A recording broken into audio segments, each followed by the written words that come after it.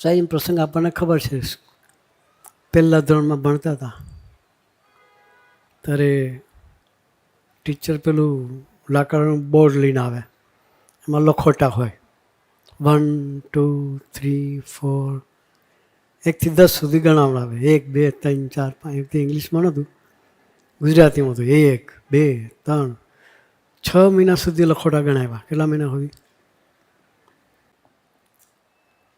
પ્રસંગ સામાન્ય જ છે, પણ આપણા માટે નથી. નાના છોકરાના પ્રસંગ નથી આ. એના જીવનનું દર્શન એ આપણા માટેનું છે. અરે રોજ લખોટા ગણાવે, 6 મહિના સુધી ગણ્યા. પછી સ્વામીજીને વિચાર કે આ માસ્તર રોજ એકના એક લખોટા ગણાવે છે તો આગળ ભણાવશે કે નહીં. સ્વામીજીએ લખોટાની સીડી ઉચકીને ખેતરમાં નાખી આવ્યા. કઈ જગ્યાએ? ખેતરમાં નાખી આવ્યા. રોજ સવારે ટીચર આવે એટલે સીડી હાથમાં લે અને લખોટા ગણાવે. તે દિવસે સીડી મળી નહીં. પૂછ્યું સીડી ક્યાં છે? કોઈ બોલ્યું નહીં. અને માસ્તરે બધા છોકરાને હોટીથી મારવાનું ચાલુ કર્યું. બોલ કે કોણે લીધી સીડી? એમ એકાદ બે છોકરાઓને હોટી પડી હશે એટલે સ્વામીજી ઉભા થઈ ગયા. સ્વામી વિચાર કે આ બધાને હોટી પડે એના કરતાં આપણે કહી દઈએ. સાહેબને કહ્યું, સાહેબ લખોટાની સીડી હું નાખી આવું છું કે. પહેલા ધોરણના છોકરાને ડેરિંગ આવ્યું હોય. વિચાર તો કરું છું ને, ઘરમાં તમારા ઘરમાં પહેલા ધોરણમાં ભણતું છોકરો હશે ને કે નહીં ભાઈ? છે ને? એ છોકરાની ડેરિંગ કેવી હોય?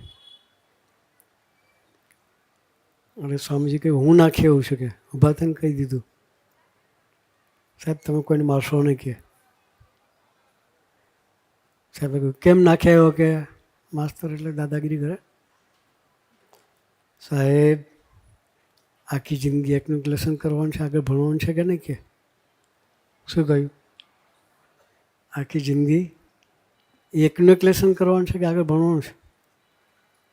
એ સ્વામીજી આપણને શીખવાડતા હતા કે મોટા પુરુષે એકનું એક લેસન આપવું પડે ને, આપણી વિદ્યાર્થીની કચાશ છે. આપણને એકનું એક લેસન સ્વામી વર્ષો સુધી આપ્યું છે. પોતે એકનું લેસન ક્યારેય કર્યું નથી. બાપાની એકનું એક સૂચન ફરી કરવાની તક સ્વામી ક્યારેય નથી આપી. એ સ્વામીજીની ગુરુ ભક્તિ હતી. એ ગુરુ ભક્તિમાં આપણને લઈ જવા છે. એટલે સ્વામીજીએ બાળકાળથી પોતાના જીવનને એવું દર્શન કરાવ્યું કે એકનું એક લેસન ફરી આપવું પડે એ શિષ્યની કચાશ છે. ગુરુ તો ઉમંગથી લેસન આપ્યા કરશે, કારણ કે એને ગરજ છે સુખી કરવાની. પણ શિષ્યનું શું? શિષ્યને ખટકો જોઈએ કે મારે એકનું એક લેસન કરવું નથી. તો સ્વામીજીએ એના જીવનથી આપણને દર્શન કરાવ્યું.